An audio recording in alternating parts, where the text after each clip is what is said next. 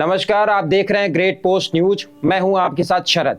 आज हमारे साथ स्टूडियो में मौजूद हैं आचार्य एम.एस. पांडे जी, जो आपको बताएंगे आपके मूलांक, आपकी गणना और आपके राशिफल के बारे में। आचार्य जी, बहुत बहुत स्वागत है आपका। ढेर सारी शुभकामनाएं। नया वर्ष आपके लिए खुशियों का उपहार लाए, मंगलमय हो। अब मैं दूसरी राशि की ओर चलते हैं हम लोग। कर्क राशि। कर्क राशि का मालिक चंद्रमा है, जो काल पुरुष की कुंडली में 4th हाउस को रिप्रेजेंट करता है। 4th हाउस आपका अपना परिवार, आपका घर, आपकी सुख, आपकी शांति, आपकी प्रॉपर्टी, आपके द्वारा बनाई गई प्रॉपर्टी और उसके साथ साथ व्हीकल, गाड़ी घोड़ा, ये सारी चीजें चंद्रमा पर। चंद्रमा बहुत ही महत्वपूर्ण ग्रह है। अब कर्क राशि का लॉर्ड कौन सा है, थोड़ा सा नोट डाउन कर ले। मून है इसका। चंद्रमा जो है मालिक होता है और इसके गार्ड कौन से? शिव जी। जब भी चंद्रमा आपका खराब फल दे रहा हो तो चंद्रमा, आपने देखा होगा दर्शकों कि शिव जी के मस्तिष्क पे चंद्रमा का निशान रहता है। तो ये शिव जी इनके मेन देवगुरु हैं। अगर कोई खराब फल चंद्रमा से प्राप्त हो रहा तो शिव जी की आराधना करनी है। फेवरेट कलर जो है कि वो बिल्कुल दुधिया होता है, सफेद कलर जो है। Favourite direction east and south, पूर्व और दक्षिण। इस राशि वालों का फेवरेट डायरेक्शन इनके लिए ये होता है। फिर उसके बाद में इसका रत्न कौन सा होता है, मेटल कौन सा होता है? ये चांदी और तांबा। चांदी, सिल्वर और कापर, ये दो चीज जो है इनके धातु होते हैं। चांदी इसकी जो है। और उसका स्टोन कौन सा? मोती, पर्ल है। तो स्टोन अपने से धारण न करें। मैं आज भी आपको रिमाइंड कर रहा हूँ कि आप पहले अपनी कुंडली की विवेचना कराने, फिर प्लेसमेंट के हिसाब से तय होगा कि आप कौन सा स्टोन आपको पहनना है। वैसे चंद्रमा का स्टोन मोती होता है, जो है स्टोन मोती होता है। और ये चर राशि, मूवेबल राशि है। राशियों का स्वभाव कई होता है। एक होता है स्टेबल, फिक्स्ड राशियां, दूसरी मूवेबल होती है और एक द्वि स्वभाव वाली होती है। एक मूवेबल होती है, एक फिक्स्ड स्वभाव की होती है, एक द्वि स्वभाव की राशि होती है। तो ये जो है चर राशि, मूवेबल स्वभाव की राशि है। तो ये इसके मेन थोड़ी सी ब्रीफ इसका ये रहा। अब रही बात राशि फल की, तो राशि फल में बृहस्पति 10th हाउस में बैठा हुआ। चंद्रमा जिन भी जातकों का कर्क राशि में है, उनका बृहस्पति वर्ष के शुरू से ही उनके 10th भाव में देवगुरु बृहस्पति विराजमान है, जिसका मालिक मेष राशि उनका मालिक है बृहस्पति का। और वहां से वह देवगुरु बृहस्पति पंचम दृष्टि से धन भाव को देख रहे हैं और 4th हाउस, आपके 4th हाउस को देख रहे हैं। धन भाव, 4th हाउस सुख भाव को जो है कि अपनी 7वीं दृष्टि से देख रहे हैं और 9वीं दृष्टि से आपके 6ठे हाउस को देख रहे हैं। 9वीं 6ठे हाउस को देख रहे हैं। तो बृहस्पति आपके लिए शुरू से ही बहुत अच्छा। अब एक चीज थोड़ा सा ये ध्यान रखिए कि देवगुरु बृहस्पति की प्लेसमेंट 10th हाउस में। 10th हाउस का कोई भी, 10th हाउस का कोई भी फलादेश करने से पहले उस राशि का मालिक के साथ बृहस्पति जी का रिलेशन देखा जाता है कैसा है। तो जब भी शनि देवगुरु बृहस्पति की राशि में हो तो अच्छा फील करता है। लेकिन देवगुरु बृहस्पति शनि की काल पुरुष की कुंडली में मकर राशि बनती है, जिसका मालिक शनि है, और शनि के घर में बृहस्पति अच्छा फील नहीं करते हैं। इसलिए आपको कर्क राशि वालों के लिए 10th हाउस का रिजल्ट मिक्स रहेगा। अच्छा भी हो सकता है और बुरा भी हो सकता है। और उसके साथ उनका फलादेश करने से पहले शनि की भी स्थिति पे गौर करेंगे। शनि कर्क राशि वालों के लिए अष्टम में बैठा हुआ है, जो उसका डिस्पोजिटर है। तो काम धाम तो बृहस्पति अच्छा चलाएंगे। धन भाव पे इनकी सीधे दृष्टि होने के कारण जो है आपके बैंक बैलेंस, रुपए, पैसे, इन सब में बढ़ोतरी होगी। लेकिन शनि के अष्टम में होने के कारण देवगुरु बृहस्पति कार्य में थोड़ी सी दिक्कत भी आ सकती है। आपको समय समय पे परेशानी आ सकती है। डिसीजन गलत हो सकते हैं, जिसका परिणाम जहां आप लाभ सोच रहे हैं वहां आपको नुकसान का भी नुकसान भी उठाना पड़ सकता है। तो धन भाव के साथ 4th भाव पे चंद्रमा का, काल पुरुष की कुंडली का 4था मित्र दृष्टि से 4th भाव को बृहस्पति देख रहे हैं, जो एक अच्छा संयोग है। आपका जो है कि घर गाड़ी लेने की कोई प्लानिंग कर रहे हैं, कोई प्रॉपर्टी लेने की प्लानिंग कर रहे हैं, तो आपका इस वर्ष में पूरा होगा। बृहस्पति 4th स्थान को देख रहा है अपनी 7वीं दृष्टि से, और तो आपका ये सब अच्छा। 6वीं हाउस से वह आपके रोग, रिप, ऋण, इन सब हाउस को देखा। गुरु की दृष्टि का मतलब उनकी दृष्टि में अमृत होता है। गुरु की यह दृष्टि अत्यंत ही शुभ है। आपका कोई बीमारी उमारी है तो उसका सलूशन निकलेगा। कोई ऋण चल रहा पहले से तो ऋण की अदायगी होगी, छूमंतर होगा। कोई नए ऋण की तलाश में है, कोई नए ऋण को लेने की बात आप सोच रहे हैं तो आप प्रयास करें, आपको उसमें सफलता मिलेगी। तो देव गुरु का बृहस्पति शुरू से ही आपके लिए अत्यंत ही शुभ है। और उसके साथ साथ शनि अष्टम में होने से बीच बीच में परेशानी, अचानक आपका चलता हुआ काम रुक जाए, बीच में थोड़ी सी परेशानी आ जाए, जब शनि रिट्रोग्रेड होगा उस पीरियड में कोई परेशानी आ जाए, तो इसमें मिक्स रिजल्ट आपको देखिए। शुरुआती 3 महीने देवगुरु बृहस्पति का अच्छा रहेगा। राहु बैठा हुआ देवगुरु बृहस्पति की राशि में 9th हाउस में, और कर्क राशि वालों के लिए देवगुरु बृहस्पति जो है वो आपके भाग्य भाव के भी मालिक हैं और रोग भाव के मालिक है। तो भाग्य आपका साथ तो देगा ही, लेकिन थोड़ी सी हर्डिल्स आ सकती है। 6ठे हाउस का मालिक भी बृहस्पति है, तो किसी न किसी काम में शनि, ऊपर से शनि जो है दशम का नेचुरल लॉर्ड जो है वो 8वें में होने से थोड़ी सी बीच बीच में काम में कोई बाधा आ सकती है, रुकावट आ सकती है। और राहु उसके घर में बैठा हो तो बृहस्पति से राहु का संबंध अच्छा नहीं है। धर्म कर्म में थोड़ी आपकी आस्था कम होगी, जो है पूजा पाठ धर्म कर्म में आपका मन नहीं लगेगा। 9वां हाउस किसी भी जातक की कुंडली का 9th हाउस भाग्य हाउस जो है वो मरकज है, कुंडली का केंद्र बिंदु है, धर्म का स्थान है और पूर्वजों का स्थान है, गुरु का स्थान है। तो वहीं पर राहु बैठ जाने से थोड़ी आपका भाग्य में दिक्कत आएगी। हालांकि राहु जिस हाउस में बैठता है उसी हाउस की तरफ फल देता है, उस हाउस के लॉर्ड की तरफ फल देता है। तो राहु तो अपना फल तो गुरु की तरफ उतना खराब नहीं देगा, लेकिन गुरु को असुविधा फील होगी। गुरु अगर 10वें हाउस में बैठा है तो उसको थोड़ी सी असुविधा फील होगी, उसके घर में राहु बैठा हुआ है। और गुरु इस समय भरणी नक्षत्र में गोचर कर रहा है। भरणी नक्षत्र का मालिक शुक्र है। भरणी नक्षत्र का मालिक शुक्र है। शुक्र आपकी कुंडली में आपके हॉरोस्कोप में चंद्र से 5म स्थान पे बैठा हुआ है, जो सूर्य का नेचुरल पुरुष, काल पुरुष की कुंडली का 5म हाउस सूर्य का है। तो शुक्र की प्लेसमेंट 5म हाउस में उतनी अच्छी नहीं मानी जाती है। इसलिए मैं बता रहा हूँ कि गुरु सब अच्छा नहीं करेगा, अच्छे के साथ साथ कुछ खराब फल भी आपको देखने में आएंगे। 5म हाउस में आपका शुक्र बैठा हो, भरणी नक्षत्र का मालिक है। लेकिन कुल मिलाकर के आपको धन की स्थिति, बैंक बैलेंस, रुपए पैसे, आर्थिक रूप से यह वर्ष आपका बहुत ही उत्तम रहेगा, कहीं कोई दिक्कत नहीं आएगी। और रही शनि की बात, शनि आपके वर्ष फल में वार्षिक कुंडली में 8म हाउस में बैठा हुआ है, जहां से वह अपनी तीसरी दृष्टि से 10म हाउस को देख रहा है। 10म हाउस का शनि कारक होता है, क्योंकि 10 काल पुरुष की कुंडली का 10म हाउस का मालिक भी शनि होता है। तो शनि बृहस्पति को देख रहा है, इसलिए आपको नए नए अवसर मिलेंगे काम करने के।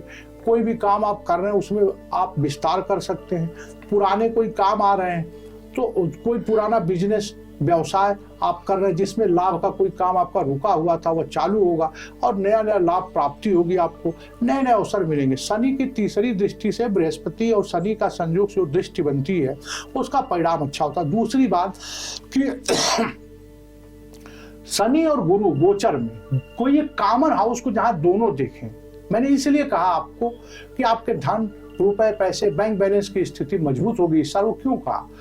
क्योंकि एक दूसरा हाउस जो था कुटुंब का है, परिवार का है, एक्यूमुलेटेड वेल्थ का है, आपके एफडी का है, जमा राशि का है, उन सब में वृद्धि इसलिए बता रहा था कि दोनों ग्रह, शनि अष्टम से बैठकर 7वीं दृष्टि से 2nd हाउस को देख रहा है और गुरु 5वीं दृष्टि से 2nd हाउस को देख रहा है, धन भाव को, कुटुंब भाव को।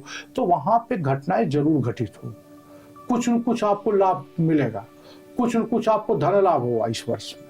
वर्ष के प्रारंभ से ही आपका समय अच्छा है, 3-4 महीने का समय बहुत अच्छा जाएगा। तो इस वजह से शनि और इनका गोचर अच्छा है। थोड़ा सा राहु 9th हाउस में बैठने की वजह से रुकावटें पैदा करेगा, उसके लिए समय समय पर उपाय करते रहेंगे तो आपके निवारण होगा। दूसरी बात, हम विस्तार से ब्रीफ करते हैं इसको। विस्तार के बाद हम ब्रीफ थोड़ा राशिफल की ओर आते हैं। हमें स्वास्थ्य, शनि जो है 8म भाव से होने से कारण कर्क राशि वालों के लिए शनि की ढैया चल रही है। तो शनि की ढैया चलने के कारण कर्क राशि वालों को थोड़ी सी परेशानी रहेगी स्वास्थ्य के संबंध में। कोई पुराना इन्फेक्शन है, जैसे कोविड किसी को हुआ हो पहले का, तो उसको बड़ा सावधानी बरतना, उसको योगा, खान पान, इन सब में ध्यान रखना जो है।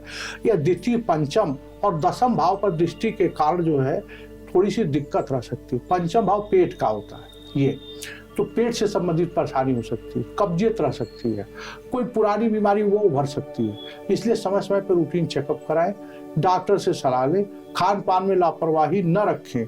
स्वास्थ्य के संबंध में यह वर्ष मिक्स्ड रिजल्ट देगा जो है ये आपको, और जब शनि रिट्रोगेट हो जाएगा उस समय थोड़ा सा और कष्ट होगा जो है। शुरुआती दौर में उतनी नहीं, लेकिन बीच में 4-6 महीने के बाद जब वर्ष का बीतेगा उस समय जब ये रिट्रोगेट पीरियड में जाएगा शनि, तो उस 15 मार्च से 23 अप्रैल तक शनि पे मंगल का गोचर करेगा। और जब 15 मार्च, आप पीरियड नोट कर लें, 15 मार्च से 23 अप्रैल के बीच जब शनि का गोचर, शनि के ऊपर से मंगल गोचर करे तो समय ज्यादा खराब होता है। शनि मंगल का गोचर अच्छा नहीं माना जाता है। उस बीच में छोटे छोटे प्रॉब्लम बढ़ सकते हैं, आपके बीमारी बढ़ सकती है। इसलिए मैं कह रहा हूँ कि इसमें आपको विशेष ध्यान देने की जरूरत है। अब आई दूसरा पॉइंट आया, आर्थिक दृष्टि से यह साल आपके लिए कैसा रहेगा। आर्थिक दृष्टि के लिए धन भाव में शनि की दृष्टि है, तो जहां पे शनि की दृष्टि खराब होती है, गुरु की दृष्टि में अमृत होता है, लेकिन दोनों की कॉमन दृष्टि जिस भाव पे वो अच्छा हो जाता है। तो धन भाव की स्थिति आपके लिए पूरे वर्ष में अच्छी रहेगी जो है। और गुरु दशम भाव में आपके पहले से ही विराजमान है, तो काम में थोड़ी सी परेशानी के साथ आप काम पे करने में सफल होंगे। कोई भी हर्डल्स आएंगे, मुश्किल आएगी, परेशानी आएगी, उस पर आप विजय प्राप्त करेंगे। थोड़ी बहुत परेशानी आएगी आपको, लेकिन आप उस पर विजय प्राप्त कर लेंगे। हर आदमी मेहनत तो होगी, लेकिन मेहनत का जो रिजल्ट होगा, आउटकम होगा, वो आपके फेवर में। हर आदमी मेहनत करने के लिए तैयार है, बैठा हुआ, वैसे उसका रिजल्ट उसके फेवर में है। तो इस साल कर्क राशि वालों के लिए आर्थिक स्थिति ठीक रहेगी। पहले से जो काम रुका हुआ था अच्छे होंगे, नए नए काम के अवसर प्राप्त होंगे। कोई व्यापार आपका बढ़ाने की सोच रहे हैं तो आपका व्यापार बढ़ेगा। पहले से चला आ रहा व्यापार है, उसमें धन लाभ के अवसर क्रिएट होंगे। तो आर्थिक दृष्टिकोण से भी यह स्थिति अच्छी बन रही है इस साल जो है। फिर अप्रैल से जून में और अच्छा समय, रिकवरी का समय। जो कुछ भी थोड़ा आपका लॉस हुआ है, थोड़ा बहुत आपको अनफेवरेबल रिजल्ट प्राप्त हुए हैं, वो अप्रैल से जून के बीच में स्थिति और सुधर जाएगी जो है। अंतिम तिमाही आपकी बहुत अच्छी जाएगी, सुंदर। धन की गठरी आपका वेट कर रही है, तो इसलिए आपका जो अंतिम तिमाही है वो बहुत ही अच्छा जाएगा। कुटुंब एवं समाज, जनवरी से अप्रैल जो है परिवार के लिए कैसा रहेगा, अच्छा रहेगा। जनवरी से लेकर के अप्रैल तक की स्थिति परिवार के लिए अच्छी रहेगी। गृहस्थ सुख में वृद्धि, दाम्पत्य जीवन में अनुराग प्रेम अच्छा रहेगा, परिवार में समृद्धि। और मई के बाद गुरु का गोचर वृषभ राशि में हो जा रहा है। गुरु जो है देव गुरु बृहस्पति मई के बाद जो है वृषभ राशि, अपनी राशि चेंज करके वृषभ राशि में चले जा रहे हैं। तो वहां से जाने का पिता के स्वास्थ्य में थोड़ी बहुत परेशानी हो सकती है, बट जुपिटर दृष्टि और परेशानी के बाद भी परिवार में कुछ मांगलिक कार्य, मैंने बताया सेकंड हाउस कुटुंब का है, परिवार का है, वहां पे शनि गुरु दोनों की दृष्टि होने से परिवार में कोई नया मांगलिक कार्य होगा और बच्चों के करियर में सफलता मिलेगी। प्रणय जीवन ठीक रहेंगे, थोड़ा तनाव के बाद सब कुछ ठीक ठाक रहेगा। अप्रैल मई में गुरु के गोचर परिवर्तन से समय ठीक होगा। अप्रैल मई तक का समय, अप्रैल मई से मई का समय तक ठीक है। थोड़ी बहुत बीच में 2-3 महीने की परेशानी है, बाद में आपका ठीक हो जाएगा। शिक्षा, कैरियर, पुत्र का सब अच्छा रहेगा। समाज में आपका मान सम्मान प्रतिष्ठा बढ़ेगी। एजुकेशन, कैरियर, वर्ष की शुरुआत तो खराब होगी कैरियर और के रिलेशन में। कोई आदमी जॉब में है, उसको थोड़ी सी हर्डल्स होगी, लेकिन आफ्टर मई सब ठीक हो जाएगा। जॉब में है, किसको जॉब ढूंढ रहा है, तो मई के बाद उसको जॉब मिल सकती है। कोई पहले से जॉब में है, उसको जॉब में प्रमोशन मिल सकती है। तो इस तरह से जॉब, कैरियर, व्यवसाय, यह सारा कुछ अच्छा रहेगा। कैरियर जो चंद्रमा है, चंद्रमा जिनकी राशि चंद्रमा होती, मून और कर्क राशि होती है, उसका मालिक चंद्रमा है। चंद्रमा इमोशन को बताता है, चंद्रमा मन को बताता है। तो सर ने हमसे पिछले एपिसोड में पूछा था कि ऐसे इस राशि वाले जातकों की क्या विशेषताएं होती है। तो जो कर्क राशि वाले जातक हैं वो मन से ज्यादा इमोशनल होते हैं। किसी बात का उनके मन के ऊपर बहुत तुरंत प्रभाव पड़ जाता है। अच्छे समय में उनके ऊपर थोड़ी सी परेशानी आए तो विचलित हो जाते हैं। परेशानी के समय वो अपना आपा धैर्य खो देते हैं। उसके साथ साथ लेकिन वह एक अच्छे प्रेम करने वाले होते हैं, उनका दाम्पत्य अच्छे प्रेम करने वाले होते हैं, अच्छे व्यवसायी भी होते हैं। किसी इंपोर्ट एक्सपोर्ट के काम में उन्हें सफलता मिलती है, एक सफल व्यवसायी होते हैं, सफल हस्बैंड भी होते हैं अपनी पत्नी के लिए, एक अच्छे मित्र भी होते हैं। उनका दाम्पत्य जो सब ठीक रहता है। उनकी एक ही वीकनेस और कमजोरी है कि कर्क राशि वाले या कर्क लग्न वाले जरूरत से ज्यादा इमोशनल होते हैं। इमोशनल होने के कारण वह कई बार अपने और लाभ के अवसर खो देते हैं, कई बार निर्णय गलत ले लेते हैं। फाइनेंशियल स्ट्रेस के समय उनके निर्णय गलत होने से, सूझबूझ गलत होने से बुरे लोगों की संगति पकड़ सकते हैं। तो कर्क फिर भी कुल मिलाकर ओवरऑल कर्क राशि वालों का चंद्रमा ठीक है, उसका कुंडली में हॉरोस्कोप में अगर चंद्रमा बढ़िया जगह प्लेसमेंट है तो कर्क राशि वाले सफल, धनवान, अच्छे मित्र, अच्छे पति सब साबित होते हैं। आचार्य जी बहुत बहुत धन्यवाद और आभार। आप देखते रहिए ग्रेट पोस्ट न्यूज। तब तक के लिए नमस्कार।